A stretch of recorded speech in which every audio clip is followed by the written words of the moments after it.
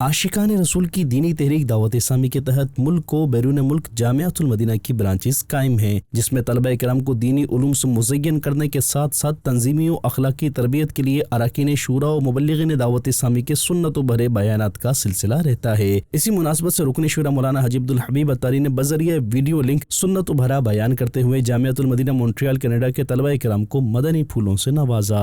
बुरे कामों से बचाएं, फजूल टाइम जाया ना हो, आप एक्स्ट्रा मुताला भी करें।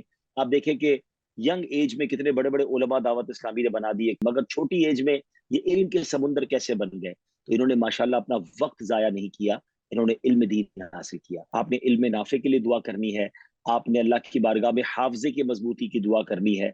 अल्लाह मुझे भी, आपको भी, हम सबको आलिम बाअमल बनाए। आप इसके लिए भी दुआ कीजिएगा। और फिर उसके साथ फोकस कीजिए, अपने फोकस को डिस्टर्ब ना होने दें। बाज़ औक़ात कुछ लोग डी फोकस करने की कोशिश करते भी हैं कि यार क्या दरस निज़ामी कर रहे हो भाई, दुनिया की तरफ आ जाओ। तो आपने डी फोकस नहीं होना है। दुनिया की किसी डिग्री में, दुनिया की किसी दौलत में कोई ऐसी फजीलत नहीं है जो आलिम बनने की फजीलत है। तालिब इल्म दीन के लिए समुंदर की मछलियां और सुराखों में चूटियां दुआएं करती हैं, फरिश्ते उसकी राह में पर बिछाते हैं। और फिर आगे सुभान अल्लाह, जब बंदा आलिम बन जाए तो फिर तो उसके फजाइल कितने निराले हैं। कुरान और हदीस में जा बजा उसके फजाइल हैं, किसी दुनिया की डिग्री वाले के लिए फजाइल नहीं है। तो you are so lucky.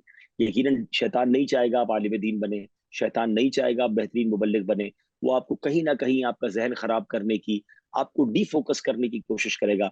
But we need you guys कि आप एक बेहतरीन आलिम दीन और उम्मत के रहनुमा बन जाएं। आज देखे ना, मैं यूके से मांगना पड़ रहा है, ठीक है, लेकिन मुझे वो दिन याद है कि जब यूके पाकिस्तान से मांगा करता था, अब यूके सप्लाई कर रहा है। पहले मांगते थे, अब वो सप्लाई कर रहा है। मैं चाहता हूँ कनाडा में भी वो दिन आए कि फिर कनाडा से इंशाल्लाह दुनिया के कई मुल्कों में उलमा जाएं।